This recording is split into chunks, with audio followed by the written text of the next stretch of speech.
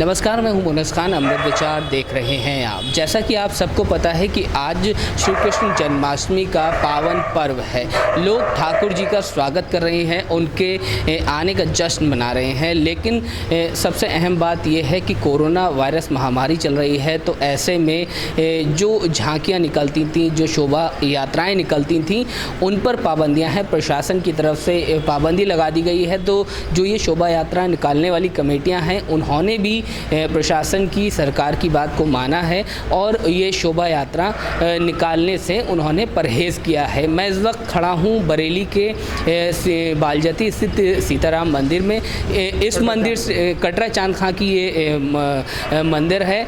यहाँ 131 साल पुरानी शोभा यात्रा जो है वो निकाली जाती है। इस साल इस शोभा यात्रा के 131 साल पूरे हो रहे थे, लेकिन अफसोस की बात यह है कि कोरोना वायरस महामारी के चलते ये परंपरा जो है इस बार पूरी नहीं हो पाएगी। मेरे साथ जो मंदिर के कमेटी के एक जिम्मेदारान हैं, उनसे हम बातचीत करेंगे। वो बताएंगे कि कितनी पुरानी ये शोभा यात्रा है और यहाँ से निकाली जाती थी और क्यों अहम है इस शहर के लिए इस जन्मोत्सव के मौके पर।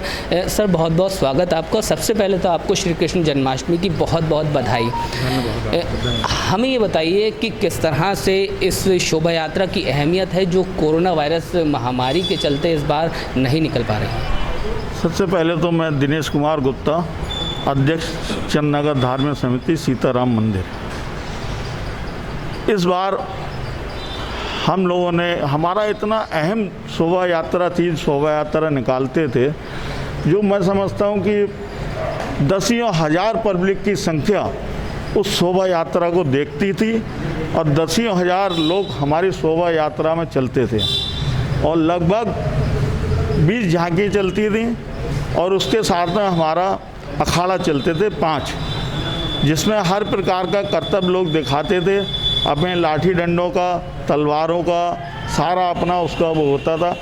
जितनी भी जहाँ जैसे हमारे सीताराम मंदिर से यहाँ से स्टार्ट होती थी और उसके बाद में यहाँ से स्टार्ट होकर मौर्य मंदिर, ईसाई की पुलिया होते हुए आपके गुलाब बाड़ी रोड पीलीभीत बाईपास से वापसी होते हुए आपके गड़ैया मोहल्ला गड़ैया होते हुए, बालजती होते हुए, पनबड़िया होते हुए और उसके बाद आपके काका टोला होते हुए, इस तरीके से सुनार वाली गली होते हुए और कुतुब साग की जारत होते हुए, श्यामगंज सैदाना चौराहा होते हुए, आपके गंगापुर चौराहा होते हुए और दिनेश नर्सिंग होम वो चौकी के पुलिस चौकी से नीचे से होके शिकलापुर होते हुए, दिनेश नर्सिंग होम होते हुए और कालीबाड़ी मंदिर होते हुए, बाकायदा ईसाई पुलिया होते हुए ये यहाँ पर समाप्त हो जाती थी। तो लेकिन ये तो आपने बताया किन किन रास्तों से हो करके ये निकलती थी। लेकिन सबसे अहम बात ये है कि इतनी पुरानी और इतनी प्रतिष्ठित शोभा यात्रा है। आपने बताया कि 131 साल पुरानी शोभा यात्रा थी, तो उसमें किस किस तरह की झांकियाँ जो लोगों को देखने को मिलती थी। आपने बताया कि आज भी आप कोई झांकी भले ही ना निकले, लेकिन आज भी आप कोई आयोजन कर रहे हैं जो मंदिर तक ही सीमित रहेगा। किस तरह का वो आयोजन है और कैसे आप उसको करेंगे? देखिए, हमारी एक मेन झांकी चलती थी, वो हमारे मंदिर में रखी हुई है। इसमें वृंदावन से लोग आते थे और वो भगवान श्री कृष्ण जी का रूप बना के हम उनको इस पर बैठालते थे और ये हमारा मेन सिंहासन होता था। उसके साथ में बड़े बड़े अच्छी झांकियाँ लोग सजाते थे। कोई कृष्ण जी की, कोई शंकर जी की सजा रहा है, कोई क्या नाम आपके गणेश जी की सजा, निम्न प्रकार की झांकी होती थी। बहुत ही आकर्षक झांकी होती थी।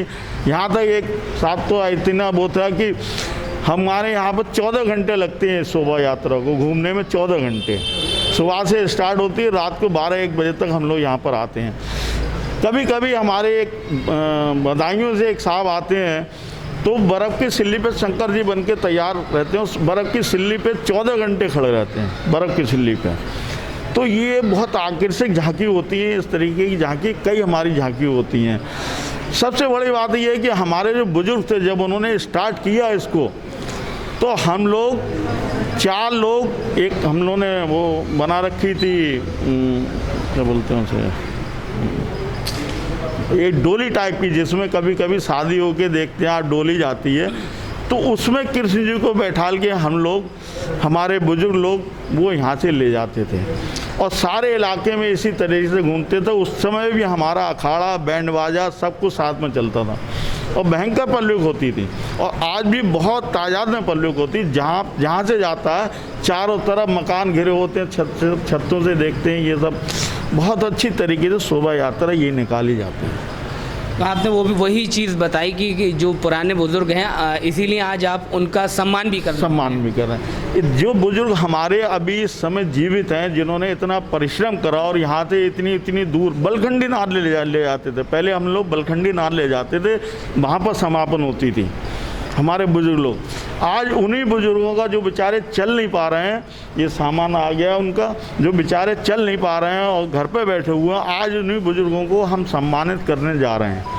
जैसा कि मैंने आपको अभी बताया कि मैं बरेली के कटरा चांद खां इलाके के सीताराम मंदिर में खड़ा हूं। अब मैं इस मंदिर के बारे में और जो 131 साल पुरानी शोभा यात्रा थी उसके बारे में बेहद रोचक और जैसी हिंदुस्तान की मिलीजुली संस्कृति है उससे जुड़ी एक बात आपको बताने जा रहा हूं। मेरे साथ इस वक्त नदीम साहब मौजूद हैं। नदीम साहब से मिलिए। नदीम साहब का इस मंदिर से और ये जो 131 साल पुरानी शोभा यात्रा है उससे 100 साल पुराना नाता है। वो इसलिए क्योंकि इनका परिवार जो यहाँ मंदिर की जो शोभा यात्रा निकलती है उसमें पूरा सहयोग करता है और किस तरह से सहयोग करता है ये खुद नदीम साहब हमें बताएंगे। नदीम भाई, बहुत बहुत स्वागत है आपका। किस तरह से शोभा यात्रा में आपका सहयोग रहता था? हालांकि इस बार तो ये शोभा यात्रा नहीं निकल पा रही है, लेकिन जो हर साल निकलती है उसमें किस तरह से आपके परिवार का सहयोग रहता है और रहा है? हमारा कम से कम 100 साल से यहाँ पर आना है। हमारे बाप दादा से ज़माने से चलता आता है। अब हमें तो हम भेजते हैं यहाँ पर हर साल, पूरा सहयोग करते हैं, सब देखा वाली करते हैं, किधर से ट्राली निकलना है, किधर से जाना है, गलियों में उसमें सब साथ में रहते हैं। हम यहाँ से बहुत टाइम से 100 साल से जुड़े हुए हैं। हमारे बाप दादा लोग यहाँ पर ट्राली पहले बैल ठेले थे, अब थोड़ी बदल गया तो ट्राली ट्रैक्टर हो गए, तो हम ही भेजते हैं यहाँ पर। तो नदीम साहब, एक तो जिस तरह से बहुत से लोग जो सामाजिक वैमनस्यता है उसको वो उसको बढ़ावा देते हैं, लेकिन अभी फ़िलहाल आप एक मुसलमान होकर के आपका धर्म अलग है और आप मंदिर की शोभा यात्रा की जो ये है सेवा करते चले आ रहे हैं। समाज में आप क्या मैसेज देना चाहेंगे? किस तरह से इस श्री कृष्ण जन्माष्टमी के मौके पर जो जुड़ाव है हिंदुस्तानी संस्कृति का वो और मजबूत हो सके, कैसे एक मैसेज आप देना चाहेंगे? मैसेज भाई ये है कि ये लोग जो करते हैं ये गलत करते हैं। अब हम यहाँ पर दिलो जान से करते हैं, अपना सब समझते हैं। मंदिर को भाई लोग जितने भी कमेटी के हैं सब हमें लेके चलते हैं अपने साथ में कि भाई नदीम भाई इधर देखो, नदीम भाई ये करना है। तो हम तो नहीं मानते भाई, ये जो करते हैं गलत करते हैं लोग।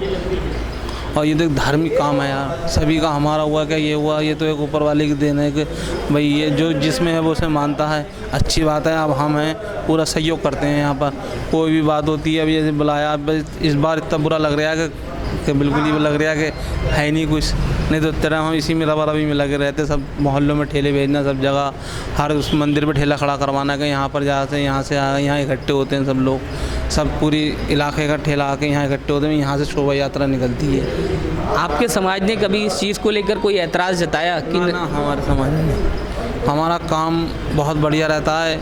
और भी हमारे जैसे बालाजी मंदिर है गंगा की तरफ, वहाँ पर ही हमारे ठेले, हर मंदिर में हमारे ठेले जाते हैं।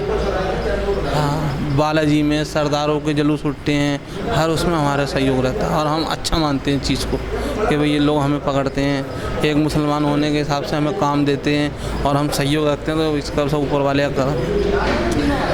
तो ये थे नदीम साहब। नदीम ने बताया किस तरह से उनका परिवार 100 साल से ये सीताराम मंदिर है उसमें जो शोभा यात्रा वहाँ से निकलती है श्री कृष्ण जन्माष्टमी पर उसकी सेवा करता आया है। ठेले लगते हैं और दूसरे ज़रिए से वो सेवा करते हैं और उन्हें खुशी मिलती है ऐसा करके। और ज़ाहिर तौर पर ये एक पहचान है भारत की, जो मिलीजुली संस्कृति है उसकी एक पहचान है और ख़ासियत भी हिंदुस्तान की यही है। कैमरामैन शारिक के साथ मोनस खान, अमृत विचार।